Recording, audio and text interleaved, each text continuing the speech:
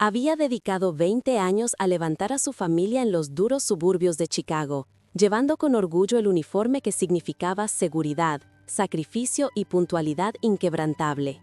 Pero esa mañana de otoño, el mensaje de texto de su hija, "No vengas al almuerzo vestida con tu uniforme", no fue una simple sugerencia, fue una puñalada directa al alma de la mujer que había pavimentado el camino de su éxito con sudor y turnos nocturnos. Lo que ellos no sabían era que esa humillación, nacida del miedo a la percepción social, marcaría el inicio de una transformación que redefiniría para siempre el verdadero significado del respeto, la dignidad y el amor familiar. Martha Jackson se despertó, como siempre, antes de que el sol de Illinois prometiera la luz del día, a las 4:30 am. La alarma era casi superflua. Su cuerpo, afinado por 2 décadas de disciplina en la Autoridad de Tránsito de Chicago CTA, no necesitaba recordatorios. Era domingo, un día que para la mayoría significaba descanso, pero para Martha significaba otro turno, seguido inmediatamente por el sagrado almuerzo dominical en casa de los Henderson, los futuros suegros de su hija Emma. Se levantó con un gruñido sordo, sus articulaciones protestando por las largas horas que había pasado maniobrando el autobús número 38 por las arterias heladas de la ciudad. Su vida era una sinfonía de horarios estrictos, diésel y el peso reconfortante de la responsabilidad. En el pequeño y ordenado baño, observó su reflejo. Tenía 52 años, con líneas de expresión profundas alrededor de sus ojos que contaban historias de noches sin dormir y preocupaciones financieras. Su cabello, peinado en un moño estricto y práctico, era salpicado de plata, un mapa de la guerra silenciosa librada para que su única hija, Emma, pudiera tener una vida mejor. Emma, su brillante, ambiciosa y ahora dolorosamente distante hija, se había graduado con honores de la Northwestern University y estaba a punto de casarse con Patrick Henderson, un joven prometedor de una familia que Martha solo podía describir como clase alta de verdad. Martha sacó de la bolsa el uniforme perfectamente planchado, la camisa azul oscuro, el pantalón de tela gruesa y el chaleco de alta visibilidad. El uniforme era su armadura. Era cómodo, práctico y, para ella, hermoso. Había pagado el préstamo universitario de Emma y la entrada para su boda con ese uniforme. Se lo puso con el ritual de quien se prepara para el combate, atando sus botas de trabajo pesadas. El olor a detergente y almidón era la fragancia de la estabilidad. Robert, su marido, roncaba suavemente en la habitación contigua. Él había sido su ancla, un trabajador manual que respetaba su esfuerzo sin cuestionarlo. A diferencia de él, Emma había empezado a medir el valor de las personas por la etiqueta de su ropa y la ubicación de su oficina. Martha sintió el nudo habitual de resentimiento en el estómago. Salió de casa en la penumbra, condujo hasta la terminal y fichó, lista para su turno de 6 horas.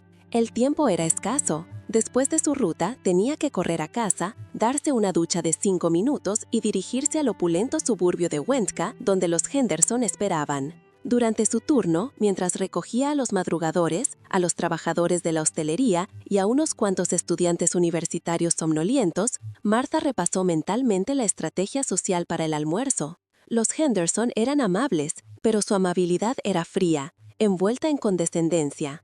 La señora Henderson, Carol, siempre le preguntaba, con una sonrisa demasiado brillante, sobre la logística del tránsito en Chicago, como si Martha fuera una anécdota exótica en lugar de una profesional vital. Martha amaba su trabajo, garantizaba la seguridad, mantenía la ciudad en movimiento.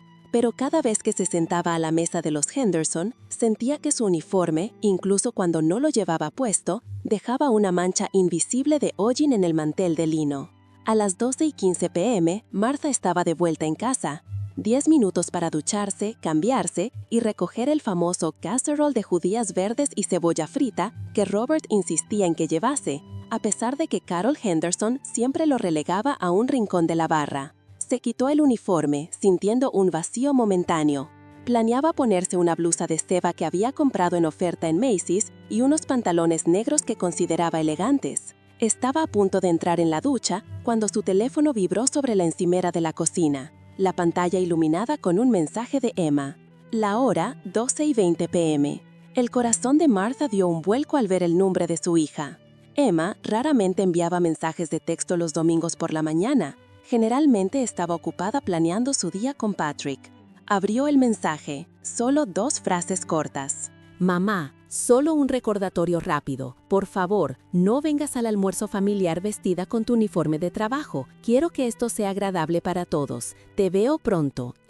La luz fluorescente de la cocina pareció atenuarse. Marta leyó las palabras 1, 2, 3 veces, esperando que el significado cambiara, que se revelara como un error tipográfico, una broma o una mala interpretación. Pero el significado era cristalino y cortante. No vengas vestida con tu uniforme. Y esa adición, quiero que esto sea agradable para todos, no hizo más que agravar la ofensa. Implicaba que su presencia, en la piel que la definía, en la profesión que había abrazado con orgullo, era inherentemente desagradable, una vergüenza que debía ocultarse para garantizar la comodidad de la élite social de Emma. Marta sintió un frío recorrerle la espalda, un frío mucho más intenso que el aire gélido de Chicago. Las lágrimas no llegaron de inmediato. En su lugar, sintió un entumecimiento total, como si su corazón hubiera sido reemplazado por un trozo de hierro pesado. Se apoyó contra la encimera. ¿Cuántas veces había conducido ese autobús, incluso en las peores tormentas de nieve, para asegurarse de que Emma tuviera los libros de texto caros y las cuotas de solicitud universitaria? ¿Cuántos turnos dobles había cubierto para que Emma no tuviera que trabajar durante sus estudios y pudiera concentrarse en obtener ese pedazo de papel que ahora la distanciaba de su madre? Y ahora, el resultado de todo ese sacrificio era una solicitud de invisibilidad. Robert entró en la cocina, con el pelo revuelto, oliendo a sueño. «Lista, cariño, el tráfico estará fatal si no salimos en 10 minutos. ¿Por qué estás parada ahí?» Marta levantó la mano en un gesto de pausa, sin poder hablar. Le mostró la pantalla del teléfono a Robert. Robert se acercó, entrecerrando los ojos ante la luz. Su rostro, normalmente tranquilo y bonachón, se oscureció a medida que leía. Su mandíbula se tensó. «¿Qué diablos significa esto, Marta? ¿Está bromeando?», preguntó, su voz baja y cargada de incredulidad. Marta finalmente encontró su voz, pero era apenas un susurro. «Significa, Robert, que mi trabajo, el trabajo que pagó su educación y su vestido de novia, es una mancha para la imagen que quiere proyectar a los Henderson. Significa que le da vergüenza a su madre». El dolor era palpable, era un dolor que iba más allá de la humillación personal, era el dolor de ver cómo la meritocracia estadounidense que le habían prometido a Emma la había enseñado a despreciar las manos que la habían levantado. Robert agarró el teléfono y estuvo a punto de escribir una respuesta llena de furia, pero Marta lo detuvo, colocando una mano firme sobre la suya. «No, Robert, ella no necesita nuestra ira, necesita otra cosa». Marta se sintió de repente agotada, pero una chispa de fuego frío comenzó a encenderse en su pecho. El resentimiento se solidificó en una nueva resolución. Esta no era la primera vez que Emma mostraba desdén por su vida de clase trabajadora, pero esta era la primera vez que lo hacía tan directamente, tan descaradamente, tan públicamente. Esto no era un simple desacuerdo, era una línea dibujada en la arena. Se dirigió al armario, la blusa de seda y los pantalones negros estaban allí, esperando, pero al verlos sintió un rechazo visceral. Ponerse esa ropa sería aceptar tácitamente que Emma tenía razón, que el uniforme era algo que esconder. Marta se dio la vuelta y se dirigió a la bolsa de lona donde acaba de guardar su uniforme sucio y el chaleco de alta visibilidad.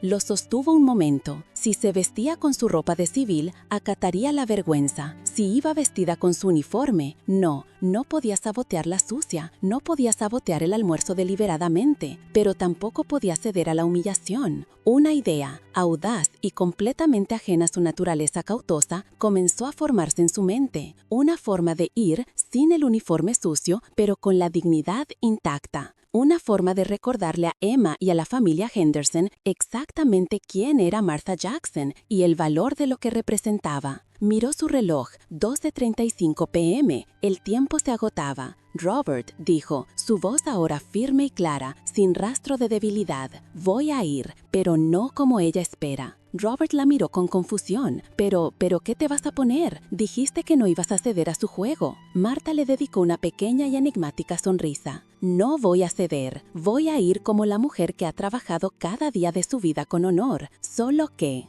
voy a presentarme de una manera que ni Emma ni los Henderson podrán ignorar». Mientras Robert se preguntaba si su esposa, herida y humillada, estaba a punto de hacer una escena, Marta se dirigió al teléfono de la casa. Marcó un número de una tienda departamental de lujo en el centro de Chicago. No era el tipo de lugar donde solía comprar. De hecho, nunca había puesto un pie dentro, pero sabía exactamente lo que necesitaba. La transformación de Martha Jackson estaba a punto de comenzar, y el detonante había sido el mensaje cobarde y cruel de su propia hija. Eran las 12:45 p.m., y el almuerzo en Winnetka estaba programado para la 1:30 p.m. Martha no tenía tiempo para un desvío al centro, pero el comercio, con un recargo por servicio, podía enviar un mensajero. Hizo el pedido: una chaqueta de diseñador y un par de pantalones de corte impecable, prendas que gritaban poder silencioso y no salario por hora. Y lo más importante, se aseguró de que el mensajero dejara un artículo muy específico en una sastrería de confianza en el camino, con instrucciones claras sobre la recogida urgente. Mientras esperaba la entrega, Martha se puso su blusa de seda, pero dejó la chaqueta y los pantalones de lado. Su mente ya estaba lejos del autobús y de las rutas. Estaba diseñando una declaración. El dolor de Emma era el catalizador, pero la humillación de los Henderson era el objetivo secundario. Iban a entender que el trabajo, la verdadera fuerza de la ciudad, no podía ser relegado o escondido. Cuando sonó el timbre, Robert abrió la puerta a un joven con un uniforme elegante de servicio de mensajería, cargado con una bolsa de papel grueso y un olor a perfume caro. Martha tomó la bolsa, su corazón latiendo con una mezcla de nerviosismo y fría determinación. El espejo la esperaba. Miró su rostro reflejado, los ojos cansados, pero la mirada ahora ardiente. El almuerzo de esa tarde no sería sobre la presentación de Emma a la alta sociedad.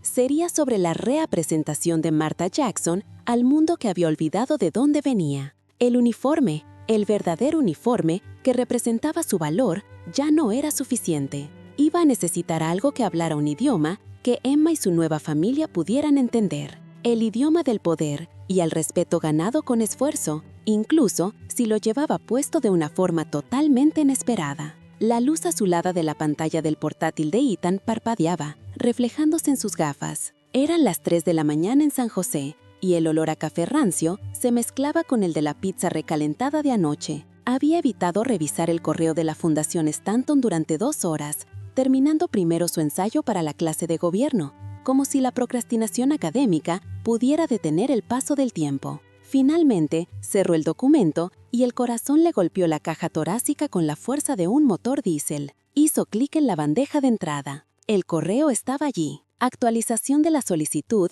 beca de mérito Stanton. La respiración se le cortó. Abrió el mensaje. No era el jubiloso «Felicitaciones, Ethan» que había estado visualizando durante meses. Era frío, formal y procedimental. Estimado señor Miller, hemos completado una revisión preliminar de su presentación. Si bien su rendimiento académico, GPA 4.0, resultados de AP sobresalientes, hemos encontrado discrepancias significativas en la sección de su perfil comunitario, específicamente en la certificación de su proyecto de tutoría en el Centro Cívico de Willow Creek. Debido a la naturaleza de estas inconsistencias, la Fundación Stanton ha iniciado una revisión de integridad académica. Su solicitud ha sido suspendida indefinidamente mientras llevamos a cabo esta investigación. Se requiere una reunión obligatoria con su consejera de orientación, la señora Davis, antes del viernes para discutir las posibles violaciones de ética. El aire se fue. Las palabras se fundieron en un charco de tinta digital. Violación de ética, suspensión. Su futuro, su única ruta a Sanford sin endeudarse por una década, se estaba desvaneciendo en una nube de burocracia. Ethan releyó la frase. Discrepancias significativas en la sección de su perfil comunitario. Eso era mentira. Había dedicado 100 horas exactas. En el centro cívico, había guardado los registros. La desesperación se convirtió en una fría y cortante furor. Solo una persona en la escuela sabía la importancia exacta de esas horas para su aplicación. Bryce Harrison. Al día siguiente, la atmósfera en la escuela secundaria Lincoln era densa y opresiva, muy diferente al bullicio habitual de los pasillos de estudiantes discutiendo sobre el último partido de los 49.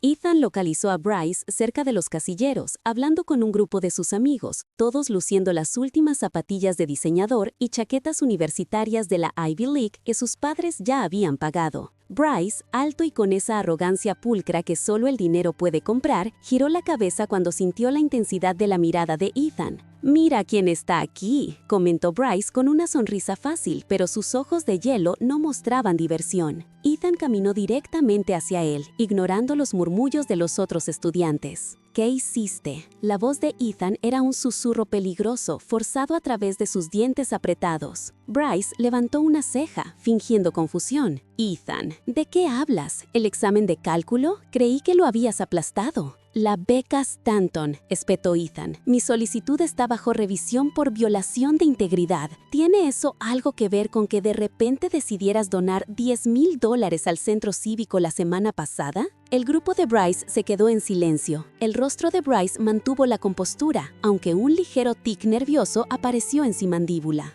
¿Estás sugiriendo que yo, Bryce Harrison, sabotearía tu aplicación, Ethan? Eso es un poco dramático, incluso para ti. Mi padre hace donaciones a Willow Creek todo el tiempo. Es filantropía, ¿la conoces? Algo que la gente hace cuando no tiene que trabajar 2 turnos para pagar la renta. La puya golpeó a Ethan donde más la dolía. Era una referencia directa a la lucha de su madre. «Mis horas de voluntariado son legítimas, los registros están ahí». Bryce se encogió de hombros con una suficiencia que rozaba lo insoportable. Tal vez lo estaban, pero sabes cómo es la meritocracia, Ethan. No se trata solo de ser inteligente, se trata de cómo te presentas. Si la fundación ve un error, incluso uno pequeño, en un candidato que ya está bajo la lupa, pues las consecuencias son grandes. Tal vez alguien, de manera anónima, señaló un error en tu registro de entrada. Es un mundo competitivo. La implicación era clara. Bryce no lo había hecho, pero se había asegurado de que alguien más lo hiciera o al menos había manipulado la narrativa para que Ethan pareciera el culpable. «Lo voy a averiguar, Bryce», prometió Ethan, la adrenalina corriendo por sus venas. Bryce lo miró con condescendencia. «Buena suerte con eso, Miller. Los ricos tenemos muchos abogados. Tú solo tienes una biblioteca. Y el tiempo corre. El comité de Stanton es implacable». La advertencia resonó en los oídos de Ethan mientras se dirigía a la oficina de la señora Davis. La consejera, una mujer metódica con un título de Yale colgado en la pared, lo recibió con una seriedad que confirmaba la gravedad de la situación. «Siéntate, Ethan», dijo la señora Davis ajustándose las gafas. «La Fundación Stanton no toma esto a la ligera. Tienen cero tolerancia con la falsificación, especialmente en la sección comunitaria, que es la columna vertebral de esta beca. Me enviaron los documentos que causan preocupación». Deslizó una carpeta sobre el escritorio. Eran los registros de horas de Ethan, pero con 2 discrepancias sutiles pero devastadoras. «Esto parece haber sido manipulado», susurró Ethan.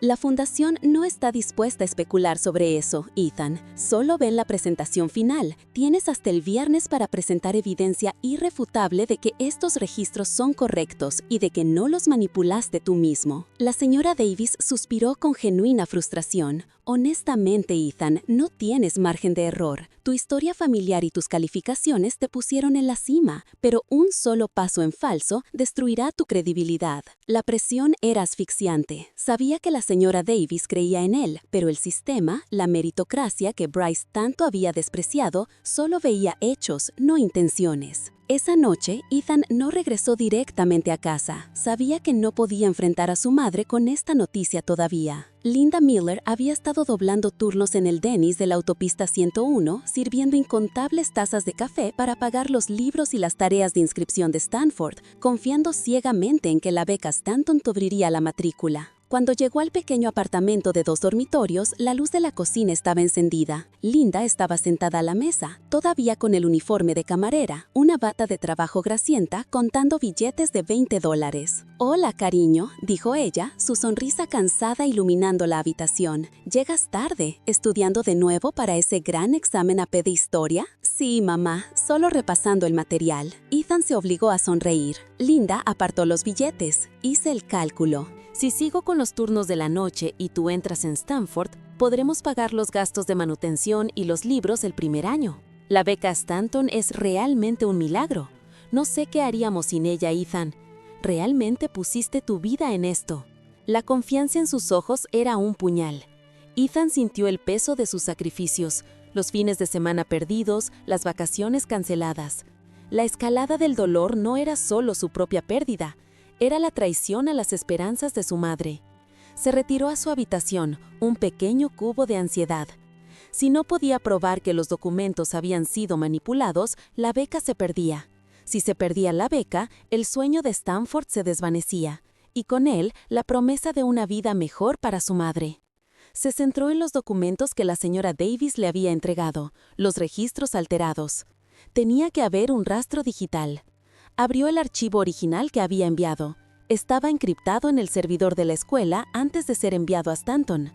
Pasó las siguientes horas buceando en líneas de código, buscando metadatos que no estaban a la vista. Finalmente, usando un programa de código abierto que había aprendido a usar para el club de robótica, encontró algo, un pequeño cambio.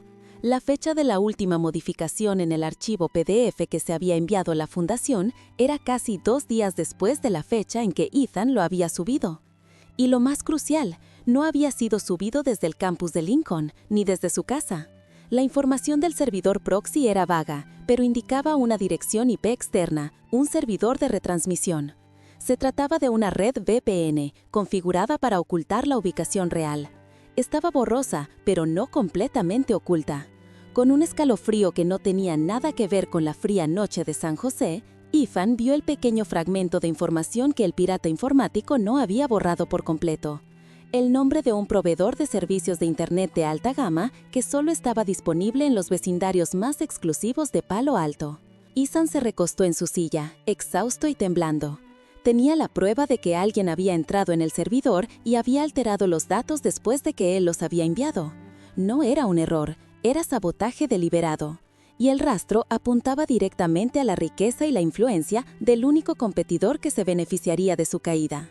La pregunta ahora no era quién, sino cómo probarlo sin ser aplastado por los recursos de Bryce. Ethan sabía que la Fundación Stanton y la administración escolar preferirían creer en un error del estudiante becado antes que en una intriga del rico heredero. El dolor había escalado. Ahora, la batalla no era solo académica, era una guerra de clases. Ethan miró la hora, las 5:30 am. Tenía que ir a la escuela. El sol comenzaba a asomar sobre las colinas de Silicon Valley, prometiendo un nuevo día de lucha. Él tenía la verdad digital, ahora tenía que convertirla en justicia palpable. Parte 3, o punto baixo. Robert Kingsley entró en la sala de conferencias con una confianza que rozaba la arrogancia. Era la confianza del mérito, la que le habían enseñado a cultivar desde su primer puesto de becario en Wall Street. Si trabajabas más duro y más inteligentemente que los demás, el sistema te recompensaría. Esta mañana era su coronación. El gran informe trimestral estaba listo. Su algoritmo de optimización de carteras, en el que había invertido 3 años de noches sin dormir y de tensión matrimonial, iba a suponer un ahorro de miles de millones para la empresa. Había traído consigo 2 cajas de donuts Dunkin' para celebrar el éxito con la junta. Mitchell estaba sentado en la cabecera de la mesa, la misma sonrisa amplia y condescendiente que Rob había aprendido a interpretar como una mezcla de mentoría y desdén. Rob consideraba a Mitchell su mayor aliado, el hombre que lo había sacado del anonimato y lo había colocado en el camino rápido hacia la vicepresidencia ejecutiva. Rob colocó el proyector. Caballeros, señoras, las cifras hablan por sí solas. La implementación total del proyecto Atlas en el 4º trimestre. Mitchell levantó la mano, deteniéndolo. Su rostro era ahora de una profesionalidad gélida, la sonrisa ausente. Gracias, Rob, pero no será necesario. El aire en la sala se congeló. Rob sintió un escalofrío que no tenía nada que ver con el potente aire acondicionado de la oficina. Disculpa, Mitchell, no entiendo. El informe ha sido revisado, la simulación es perfecta. La simulación era perfecta, Rob, corrigió Mitchell, ajustándose el nudo de la corbata de seda. Tuvimos que movernos rápido. Detrás de Mitchell apareció la abogada principal, la señora Thompson, portando una carpeta de cuero tan gruesa como un ladrillo. La expresión de su rostro era de pura indiferencia legal, la misma que ponía al negociar despidos masivos. Rob, permíteme ser directo. Tu trabajo, Atlas, es brillante. De hecho, es tan brillante que no podíamos arriesgarnos a que lo implementaras lentamente aquí. Por eso, hemos llegado a un acuerdo vinculante, ejecutado esta mañana a las 7 am, con nuestra firma asociada en Hong Kong. Ellos han asumido la propiedad intelectual de Atlas y ya han comenzado a operarlo a escala global. Rob parpadeó. Era imposible. Su contrato protegía su código. Había cláusulas de protección de patentes. Eso es una tontería. Yo soy el titular de los derechos de autor dentro de esta división. ¿De qué estás hablando? Mitchell se inclinó hacia adelante. Ahí es donde entra el pequeño detalle, Rob. ¿Recuerdas aquel acuerdo de reestructuración de activos que firmaste hace 6 meses? ¿El que creías que era solo una formalidad para la fusión de la división? La cláusula 4.2.c. Específicamente, cualquier código desarrollado con recursos corporativos después de la hora oficial se convierte en propiedad exclusiva de la matriz bajo ciertas condiciones de mercado de emergencia. Rob recordó la noche. Estaba exhausto, celebrando su cumpleaños con Sandra en un restaurante italiano mediocre, y Mitchell le había enviado un PDF a las 11:30 p.m., disculpándose por la urgencia. Firma esto rápido, Kingsley. Necesitamos limpiar este papeleo antes del fin de semana. Rob lo había firmado en su teléfono, distraído y confiado. Me hiciste firmar mis derechos, me engañaste. La voz de Rob era un susurro ronco, despojado de toda la confianza de la mañana. Mitchell suspiró. La decepción en su tono era tan artificial como un billete de atrezo. No te engañé, Robert. Te ofrecí la oportunidad. Elegiste no leer la letra pequeña. Es una lección que vale millones. En este negocio, la meritocracia solo te da la oportunidad de ser devorado si no te proteges. Y tú no lo hiciste. La señora Thompson deslizó una carpeta marrón sobre la mesa. Un paquete de indemnización. Era un sobre de papel barato, indigno del nivel de traición que contenía. Esta es tu liquidación. 3 meses de salario y la opción de compra de acciones se acelera en un 10%. Seguridad te acompañará a tu escritorio para recoger tus pertenencias personales. Tu acceso electrónico fue revocado hace 15 minutos. El golpe no fue financiero, fue existencial. Había vendido su alma al sueño mexicano de la recompensa por el esfuerzo, y el sistema le había respondido escupiéndole en la cara. No era un error de cálculo, era un sacrificio planeado. Mitchell no lo había promocionado, lo había engordado para el matadero. 2 guardias de seguridad, con rostros tan inexpresivos como los de la abogada, entraron en la sala. Eran grandes, con trajes baratos que olían a poliéster. A Rob no le dieron la oportunidad de hablar, de discutir o de suplicar. La transición de ejecutivo de alto nivel a paria corporativo duró menos de 5 minutos. Recogió su vida en una caja de cartón estándar de oficina. La foto de Sandra y él en su graduación de Yale, el pisapapeles que su hijo le había regalado, el suéter de lana. Salió del piso 42 bajando en el ascensor de servicio. Las miradas de lástima o satisfacción de los pocos empleados que se cruzaron con él le quemaban la piel. Afuera, la tarde de Chicago era fría y gris. Rob sintió que su cuerpo se vaciaba. El peso de la caja era insignificante con el peso de su fracaso. Llamó a Sandra, conduciendo sin rumbo por las afueras de la ciudad, pasando por los suburbios perfectamente cuidados, donde estaba su casa, la que ahora sentía que ya no le pertenecía. Sandra, acaban de despedirme, o peor, me han purgado. Mitchell se quedó con Atlas. Firmé la cesión de derechos sin saberlo. Hubo un largo silencio al otro lado de la línea. No fue un silencio de sorpresa o dolor, sino de cálculo. ¿Qué significa eso para la hipoteca, Rob? Preguntó, su voz monótona. Significa que ya no hay bonificación, Sandra. El paquete de liquidación es una miseria. No podemos cubrir el pago del colegio privado de Jeremy. Necesitas, Rob, acabas de perder el trabajo de nuestras vidas. ¿Qué le vamos a decir a la gente? Su tono pasó de la frialdad al pánico histérico. ¿Cómo pudiste ser tan estúpido? ¿Cómo pudiste no leer el contrato? Siempre has sido tan meticuloso. El fracaso de Rob no era solo una pérdida financiera, era una traición a la imagen de éxito que Sandra había comprado. Él era su seguridad, su camino hacia el lujo suburbano. Ahora era una carga. No me llames estúpido, Sandra. Estuve trabajando hasta las 2 de la mañana para mantener esta vida. Y ahora la has arruinado. Tienes que arreglarlo, Rob. No voy a perder la casa por un error de papeleo, no después de todo lo que he sacrificado. La llamada terminó con un clic brutal. Rob ya no estaba solo en la calle, estaba completamente solo en el mundo. Condujo durante horas. El sol se puso, dejando atrás una estela de luces de neón indiferentes. Terminó en un motel cutre al borde de una autopista interestatal, un lugar que olía a lejía barata y a desesperación. Pagó en efectivo, rehusando dar su nombre o tarjeta. No quería dejar rastro. Se sentó en la cama, que crujía bajo su peso. Sobre la alfombra sintética, abrió la caja de cartón. Encontró el sobre de liquidación. Lo rompió en pedazos. Sacó el pisapapeles de su hijo, una roca pintada de azul cielo con un mensaje escrito con letra temblorosa. Best Dad. Había sacrificado a su familia, su salud y su integridad por la promesa de la cima, y ahora se encontraba en el pozo. La meritocracia era una broma pesada para los idiotas que creían que las reglas se aplicaban a todos. El juego estaba amañado, y él había sido el último en darse cuenta. Rob se levantó y miró su reflejo en el espejo agrietado del baño. Su rostro estaba demacrado, sus ojos hundidos. Ya no era Robert Kingsley, el ejecutivo ambicioso. Era un hombre que lo había perdido todo, despojado de su identidad corporativa. Se desplomó de nuevo en la cama. El teléfono vibró en su bolsillo. Un correo electrónico. De la señora Thompson. Un último mensaje automático, informándole que, debido a la naturaleza sensible de la propiedad intelectual, se le recordaba su obligación de no divulgación, NDA, con penalizaciones que ascendían a 7 cifras. Estaba atado de pies y manos, sin dinero para luchar. Se quedó mirando el techo, las manchas de humedad dibujando formas extrañas. La rabia, el dolor y la humillación se mezclaron en un cóctel tóxico.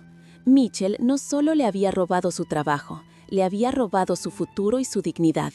Pero en lo más profundo de la desesperación, en el punto más bajo, donde la pérdida era total y el miedo ya no tenía cabida, un pensamiento frío y calculado comenzó a formarse en la mente de Rob. Si el sistema no iba a recompensar el mérito, tal vez recompensaría el riesgo. Si las reglas ya no importaban, él jugaría a un juego sin reglas. Mitchell creía que Rob era un hombre roto e inofensivo, atado por contratos y hundido por el miedo. Se equivocaba. Rob Kingsley ya no existía. Solo quedaba un hombre con nada que perder y con el código de millones de dólares corriendo perfectamente en su memoria. El camino hacia la recuperación no pasaría por la obediencia o el trabajo duro, pasaría por la destrucción. Rob Kingsley iba a recuperar lo que era suyo, y si eso significaba desmantelar el imperio de Mitchell pieza por pieza, lo haría. Empezaría mañana. Primero, necesitaba una botella de Bourbon. Y un plan. Un plan que el viejo Robert Kingsley nunca se habría atrevido a concebir. La luz fría de la pantalla era el único testigo de las últimas 72 horas de vigilia. Ethan Cross estaba sentado en una silla de oficina barata. Su refugio temporal era un destartalado Airbnb en Astoria, Queens, lejos de la pulcritud imponente de su antiguo apartamento en el Upper East Side. Había pasado de ser la promesa ascendente de Sterling & Hale, la firma de abogados corporativos más prestigiosa de Manhattan, a un paria legal, acusado de filtrar información confidencial que había costado a la firma miles de millones y había destrozado la confianza de sus principales clientes, la energética Helios Corp. Su única esperanza, Sarah Jennings, una ex colega de TI con un talento forense que rozaba lo ilegal, apareció a las 3 de la mañana.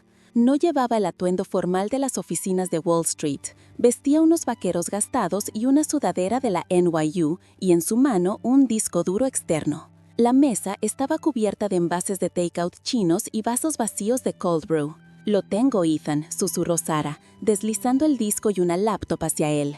«Es peor de lo que pensábamos». Ethan, con el rostro marcado por la barba de 3 días y la frustración, apenas podía hablar. Había imaginado que Marcus Thorne, su rival directo, y el hombre que había orquestado su caída, había actuado con astucia, pero lo que Sarah le mostró superaba la mera rivalidad corporativa. Era traición a escala federal. Sarah abrió la terminal de comandos. Me concentré en el timestamp de la transferencia de datos. La versión oficial es que fue una inyección de malware externo que se hizo pasar por tu credencial de seguridad. Pero el rastro del servidor nunca abandonó la red interna de Sterling & Hale. Ella amplió un gráfico de flujo. Marcus no te hackeó. Él creó un túnel de cifrado inverso. Hizo que pareciera que los archivos se enviaban a un leaker en Rusia, pero en realidad solo se movieron a un servidor espejo privado dentro de su propia infraestructura oculta. Lo llamó Proyecto Quimera. Ethan sintió como el aire abandonaba sus pulmones. El Proyecto Quimera. Eso era lo que Thorne había estado protegiendo durante meses, alegando que era una iniciativa de cumplimiento ultra secreta. ¿Qué estaba haciendo con esos archivos, Sarah? La voz de Ethan era grave, llena de una rabia contenida que amenazaba con explotar. No se trataba solo de la información de Helios Corp. Eso fue un cebo, la cortina de humo perfecta. La verdadera carga útil que se movió a Quimera fueron los registros financieros de la fusión de Astra Capital y Phoenix Mutual. Registros que muestran transferencias masivas a cuentas offshore en las Islas Caimán y Chipre. Ethan se recostó. La silla crujió en protesta. Marcus Thorne no solo había arruinado su carrera para ascender más rápido, había utilizado a Sterling and Hale y la reputación de Ethan como escudo para un esquema de lavado de dinero internacional. El volumen de las transacciones era astronómico, suficiente para atraer la atención no solo de la Comisión de Bolsa y Valores, SEC, sino directamente del FBI. La clave de la prueba es esta, dijo Sarah, señalando una línea de código aparentemente inofensiva. El protocolo de autenticación utilizado para mover los datos al servidor Quimera no es un código de firma de red estándar, es la misma clave de cifrado que Marcus usó en su tesis de maestría en Harvard, la misma que criticó por ser impenetrable pero descaradamente egocéntrica. Solo él la conocía. Y mira la metadata adjunta. Hay un registro de acceso biométrico que coincide con el escaneo de retina de Thorne a las 2:17 am de la noche del ataque. La evidencia era irrefutable. La huella digital tecnológica de Marcus Thorne estaba marcada en la escena del crimen. Ya no se trataba de probar que Ethan era inocente, se trataba de exponer una red criminal que llegaba al corazón de la élite legal de Nueva York. ¿Podemos presentar esto directamente?, preguntó Ethan, ya volviendo a su modo abogado de defensa. Sarah negó con la cabeza. Si lo presentamos ahora, Thorne lo negará todo. Argumentará que el servidor Quimera fue comprometido o que yo manipulé la evidencia para vengarme de la firma. Necesitamos un martillo, no un alfiler. Ethan miró por la ventana, hacia los rascacielos de Manhattan que comenzaban a siluetearse con la llegada del amanecer. Había que atacar donde Marcus era más vulnerable, su reputación de intocable. Recordó a Elara Vance. Elara era la jefa del comité de ética de Sterling and Hale, una mujer formidable que había sido constantemente bloqueada por Thorne y sus aliados conservadores. Ella representaba la vieja guardia de la integridad legal, esa que creía que la meritocracia, el principio sagrado de la carrera legal americana, debía estar libre de corrupción. «Vamos a usar su propia máquina contra él», dijo Ethan, sintiendo una oleada de adrenalina que disipaba el agotamiento. Marcus usó el prestigio de Sterling and Hale para delinquir, la única persona en esa firma que tiene el poder de investigar y la voluntad de enfrentarse al escrutinio es Elara Vance. Es arriesgado. Ella es extremadamente cautelosa, advirtió Sarah. Cautelosa sí, pero detesta la deshonestidad más que a un sayo de la Corte Suprema, replicó Ethan. Si le muestro la prueba de que Thorne ha puesto a toda la firma en riesgo de colapso por cargos de lavado de dinero, ella actuará. Necesitamos que ella inicie una investigación interna formal antes de ir a los federales. Eso protege la cadena de custodia de nuestra evidencia y la hace irrefutable. Ethan se puso de pie. Su mente, que había estado nublada por la desesperación, ahora estaba peligrosamente lúcida. Se afeitó rápidamente, se puso el único traje limpio que le quedaba y compró un café negro en la esquina. Sarah, prepara 3 copias encriptadas de todos los hallazgos, una para mí, otra para ti y una tercera para una caja de seguridad en caso de emergencia. Voy a hacer una visita a Midtown. La oficina de Elara Vance estaba en el piso 60, con vistas directas a Central Park. Llegar hasta ella sin una cita fue un ejercicio de diplomacia forzada y pura audacia. Ethan no usó la puerta principal. Sabía que Thorne había dado órdenes de seguridad para que se le negara la entrada. En cambio, entró por el ala de recursos humanos y subió las escaleras de emergencia, apareciendo en la antesala de Elara como un fantasma. La secretaria de Elara, una mujer de mediana edad llamada Joyce, lo miró con sorpresa y temor. «Señor Cross, no puede estar aquí. Si el señor Thorne se entera...» «Joyce, necesito 5 minutos con la señora Vance. Dígale que tengo la prueba que vincula a Marcus Thorne con el proyecto Quimera y con el esquema que casi nos destruye a mí y a la firma. Dígale que si no me escucha ahora, la próxima vez que nos veamos será en una sala de audiencias federal». Joyce, que había trabajado en la firma durante 20 años, reconoció la seriedad en sus ojos. Ella sabía que algo estaba podrido en el estado de Sterling and Hale. Asintió, tragando saliva, y desapareció tras la puerta de roble. Un minuto después, la puerta se abrió y el Lara Vance apareció. Era una mujer imponente, con el pelo recogido y unos ojos que denotaban décadas lidiando con la alta tensión legal. Su expresión era fría, pero había una chispa de curiosidad peligrosa. Ethan, tienes mucho valor para presentarte aquí. Marcus ha presentado pruebas irrefutables de tu culpabilidad. Y yo tengo pruebas irrefutables de su criminalidad, Lara, respondió Ethan sin inmutarse. No estoy aquí para pedir clemencia. Estoy aquí para salvar lo que queda de esta firma antes de que Thorne la hunda en un escándalo de lavado de dinero. Mire esto. Ethan colocó el disco duro cifrado en la palma de Lara. Contiene un rastro forense completo del servidor espejo, Quimera. Pruebas de que Thorne no solo manipuló los datos, sino que usó el sistema para transferir fondos ilícitos por valor de cientos de millones. Mire el cifrado de la tesis de Harvard. Es su firma, Lara. El hombre que acusó de destruir nuestra integridad es el verdadero cáncer. Lara dudó solo un instante. La ambición de Thorne siempre la había inquietado. Ella tomó el disco, su peso era insignificante, pero el potencial que contenía era monumental. Si esto es una trampa, Ethan, juro que te destruiré. Si no es cierto, Ethan, de todos modos no me queda nada que perder. Pero si es cierto, y sé que lo es, usted tiene la obligación moral y legal de actuar. No solo me salve a mí, salve a Sterling Hale. Inicia una auditoría forense interna ahora mismo, antes de que él se dé cuenta de que su fachada se está desmoronando. Lara Vance asintió lentamente, sus ojos fijos en el disco. La balanza se había inclinado. El juego había cambiado. Ethan había entrado en la oficina como un acusado. Ahora salía como el agente secreto de la verdad, listo para la guerra. La reviravolta había comenzado y Marcus Thorne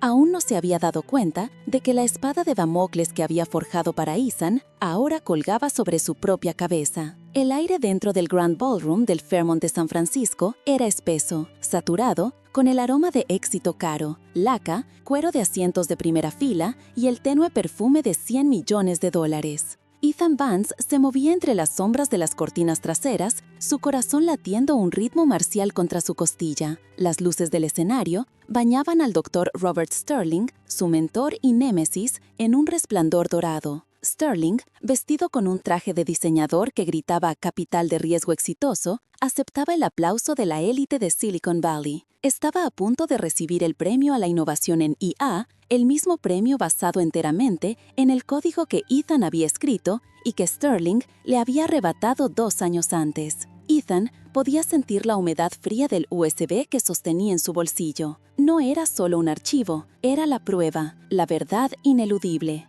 Cada paso que daba hacia el centro del escenario se sentía como una travesía a través de arenas movedizas. Cada músculo tenso por la anticipación y el miedo al fracaso. El miedo a ser arrastrado de nuevo a la oscuridad de la irrelevancia profesional de la que Sterling lo había condenado. El maestro de ceremonias, un rostro familiar de CNBC, terminó la laudatoria introductoria. Y ahora, por favor, den la bienvenida al escenario al Dr. Robert Sterling, un hombre que no solo soñó con el futuro, sino que lo construyó pieza por pieza, un verdadero ejemplo de la meritocracia americana. Sterling subió al podio, su sonrisa, una máscara pulida y ensayada. Levantó el premio, un trofeo de cristal que refractaba la luz de manera cegadora. Mientras Sterling se preparaba para su discurso de aceptación, Ethan dio un último sorbo al agua de un vaso olvidado en una mesa de servicio. Era ahora o nunca.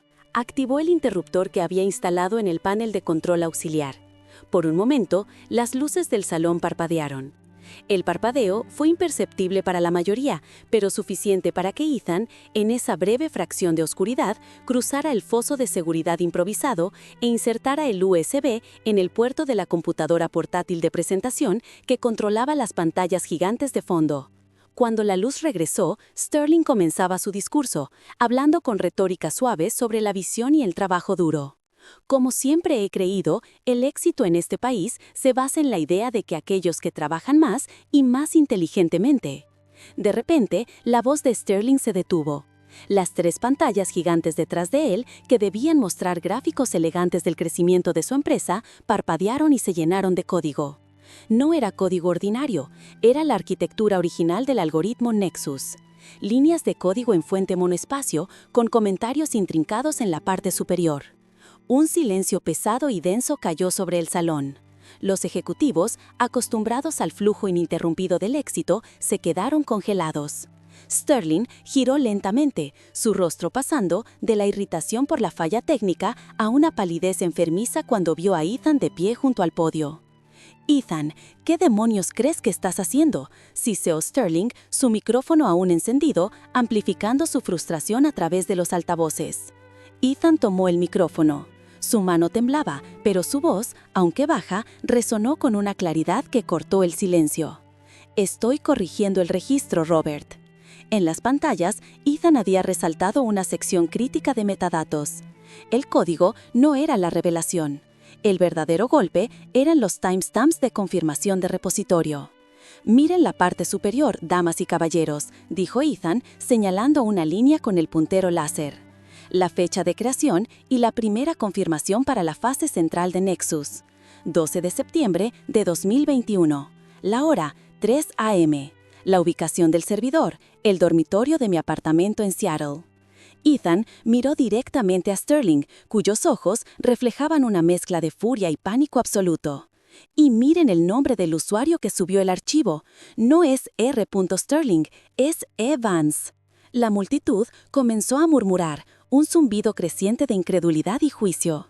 En el mundo de la tecnología, un timestamp y un registro de confirmación eran tan ineludibles como una huella dactilar. Era la columna vertebral de la propiedad intelectual. Sterling recuperó la compostura con un esfuerzo visible. Trató de sonreír con desdén. «Tonterías, esto es una falsificación, una manipulación desesperada de un ex empleado resentido. Ethan, siempre fuiste talentoso, pero también profundamente inestable. Seguridad, por favor». 2 guardias de seguridad se movieron, pero Ethan se anticipó. Tenía que terminar la confrontación, no solo exponerlo. «¿Inestable, Robert, o simplemente un obstáculo para la narrativa que querías vender a los inversores? Dijiste que mi trabajo era inmaduro, que carecía de la visión ejecutiva.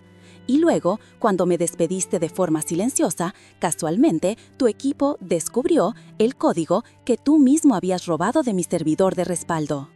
Ethan se inclinó hacia el micrófono, su voz cargada con la frustración y la humillación de los últimos 2 años. «La verdadera inestabilidad, Robert, es construir un imperio sobre una mentira. Lo que ven en esta pantalla no es una invención mía, es un registro inmutable. Es la razón por la que las patentes que usted solicitó deben ser revocadas». Mientras hablaba, una nueva sección se proyectó en las pantallas. Eran correos electrónicos, no solo los correos internos donde Sterling instruía a su equipo legal para acelerar la solicitud de patente, sino correspondencia con Ethan. El último correo era una respuesta de Sterling a Ethan, fechada una semana antes de que Sterling presentó su patente. Decía: «Ethan, tu aproximación es interesante, pero no aplicable comercialmente. Sugiero que te tomes un descanso y reconsideres tu futuro en el campo». El contraste entre el desprecio privado y la apropiación pública era abrumador. Sterling dio un paso abrupto hacia adelante, intentando arrebatarle el micrófono a Ethan. «Esto es un montaje, no le crean a este hombre». Pero antes de que pudiera tocar a Ethan, el público ya había reaccionado. Una mujer prominente de la prensa de tecnología, que estaba en la primera fila, se puso de pie, sacando su teléfono. Otros inversores estaban susurrando furiosamente, sus rostros traicionando la rápida revaluación del riesgo financiero y reputacional. Ethan sintió la adrenalina recorrer su cuerpo, quemando el miedo que lo había paralizado durante tanto tiempo. Este era el momento que había ensayado mentalmente innumerables veces, el momento de reclamar su verdad. «Ustedes dicen de la meritocracia, de la creencia fundamental en el sueño americano», declaró Ethan, dirigiéndose a la audiencia ahora más que a Sterling. Pero Robert Sterling no cree en la meritocracia. Él cree en la adquisición por la fuerza, en tomar el trabajo de otros y adornarlo con su nombre para recibir premios. «Este premio», dijo, señalando el trofeo de cristal, «no le pertenece, pertenece al código, y el código es mío». Sterling, al ver que la marea se volvía irremediablemente en su contra, finalmente se rompió. Dejó caer el premio de cristal. El sonido del vidrio al estrellarse en el suelo alfombrado resonó como un disparo en el gran salón. «Tú no eres nadie, Ethan», gritó Sterling con el rostro enrojecido. «Solo eres una línea de código, un peón que se supone que debe estar agradecido de haber estado en mi órbita». Ethan dio un paso atrás, observando el colapso de su opresor. La furia de Sterling no hizo más que confirmar la autenticidad de las pruebas. La seguridad finalmente se abalanzó, pero ya no se dirigían solo a Ethan. Un par de guardias también se acercaron a Sterling, instándolo a abandonar el escenario para contener el escándalo. Mientras Robert Sterling era escoltado fuera del escenario, gritando algo ininteligible sobre demandas y conspiraciones, la sala quedó en un silencio sepulcral por segunda vez. Ethan se quedó solo, de pie frente a las pantallas gigantes que aún mostraban la prueba irrefutable de su autoría. No sintió euforia, sino una profunda y agotadora paz. La batalla legal y la recuperación de su propiedad serían largas y arduas, pero el clímax emocional había pasado. Había ganado lo más importante, la verdad.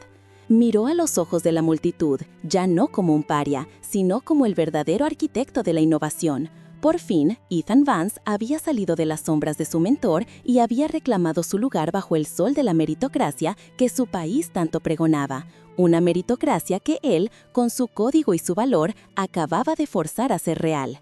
Se dio la vuelta, dejando el podio en silencio, sabiendo que la historia de la noche no sería el premio, sino el código. La luz fría de la mañana se filtraba por las persianas desgarradas de la pequeña oficina temporal que Emma había ocupado. Las tazas de café vacías y las notas esparcidas eran los restos de una batalla que no había terminado en victoria, al menos no en la forma tradicional que la definía Wall Street. Ella no había obtenido la prestigiosa beca Wharton Global Leadership Fellowship.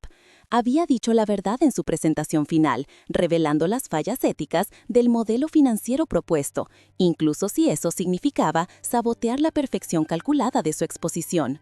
El jurado, compuesto por titanes corporativos adictos a la optimización finalma, había optado por el plan de Robert. El silencio era pesado, más denso que la noche anterior. Era el silencio que sigue a una confesión, cuando el alivio se mezcla con el miedo a las consecuencias. Emma recogió sus cosas lentamente. Había apostado por la honestidad en un juego diseñado para recompensar la ambición despiadada. Y aunque la sensación de integridad era un bálsamo, el sabor del fracaso profesional inmediato era amargo. Su mentor, el profesor Thompson, un hombre que había luchado durante décadas contra la corrupción institucional, apareció en el umbral.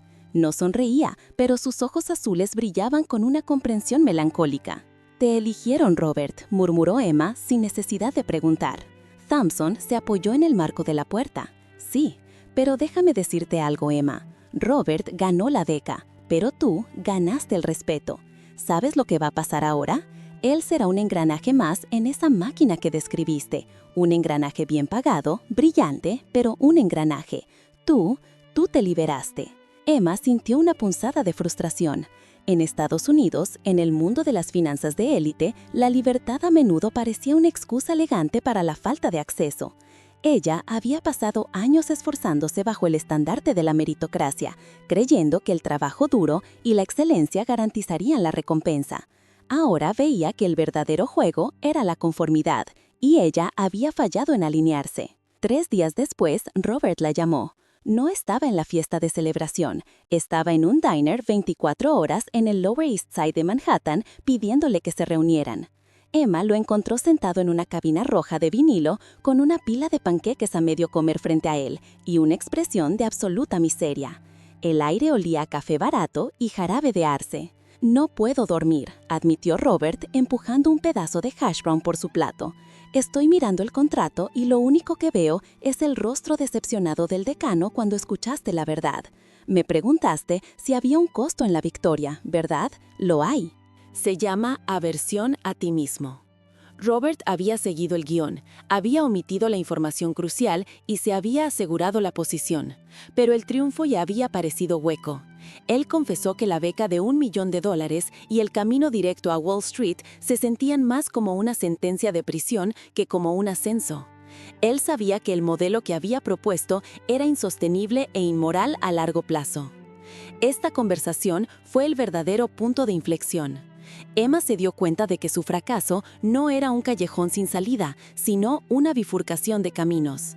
Ella había elegido la integridad, y aunque su cartera profesional estaba temporalmente más ligera, su conciencia no lo estaba. Robert, impulsado por esa conversación catártica, tomó una decisión sorprendente.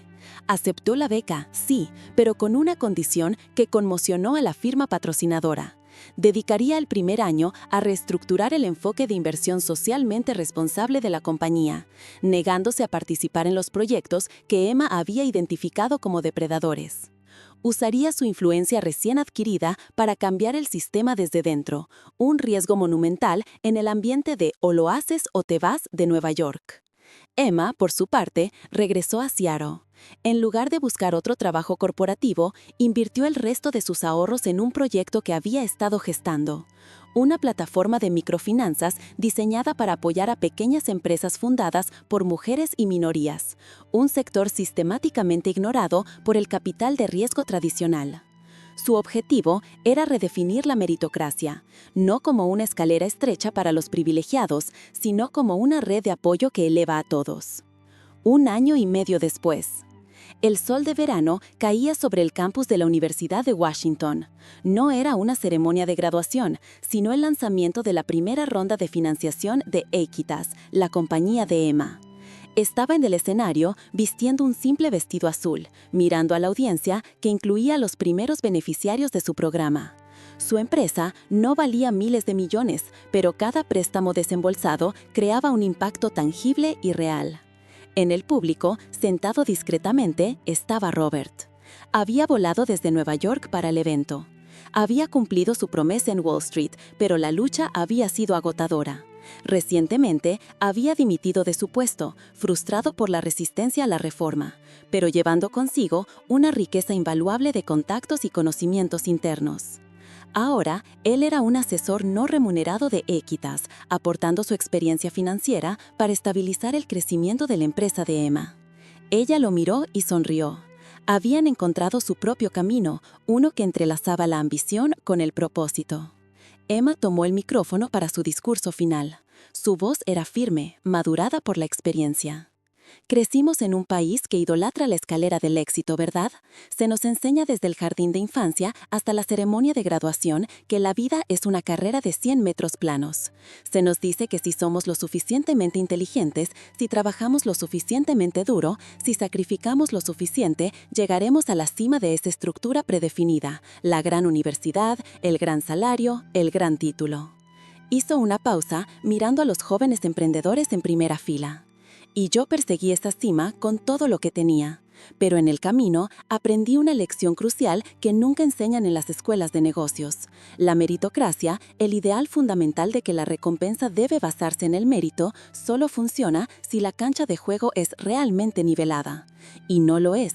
El mérito a menudo se ahoga bajo el peso del acceso, la influencia y, seamos honestos, la conveniencia moral. El verdadero éxito, continuó Emma, su voz elevándose, no es alcanzar la cima de una montaña que alguien más construyó para ti. El verdadero mérito no es acumular los galardones más brillantes o los cheques más grandes. Es la capacidad de mirar tu trabajo y saber que lo que estás construyendo beneficia genuinamente al mundo, no solo a un balance de cuentas. Es la fuerza para trazar tu propio mapa, incluso cuando todos te dicen que sigas el GPS que te lleva a Wall Street o a Silicon Valley. A veces, la decisión más valiente que tomamos es rechazar la definición de victoria que nos impone la sociedad y, en cambio, definirla nosotros mismos. La gente me pregunta si me arrepiento de no haber obtenido esa beca, dijo, con una sonrisa serena. Y mi respuesta es no. Porque si hubiera ganado, tal vez nunca habría tenido el coraje de construir Equitas. Si hubiera elegido el camino fácil, nunca habría descubierto mi verdadera fuerza. Y esa es la lección final que quiero compartir con ustedes hoy. Si la puerta principal está cerrada, no es un signo de su fracaso. Es una invitación a construir su propia puerta. Y al hacerlo, se aseguran de que esa puerta esté abierta para todos los demás. El aplauso fue estruendoso, resonando no con la euforia superficial del logro corporativo, sino con el sonido profundo y satisfactorio del propósito encontrado. Emma, De pie en su propio escenario, en su propia ciudad, bajo sus propias reglas, finalmente había ganado. Había roto el molde de la ambición ciega y había encontrado el verdadero rostro del sueño americano. No una promesa de riqueza garantizada, sino la libertad inquebrantable de luchar por lo que es correcto, sin importar el costo o la etiqueta que se ponga a ese camino. El camino del verdadero mérito.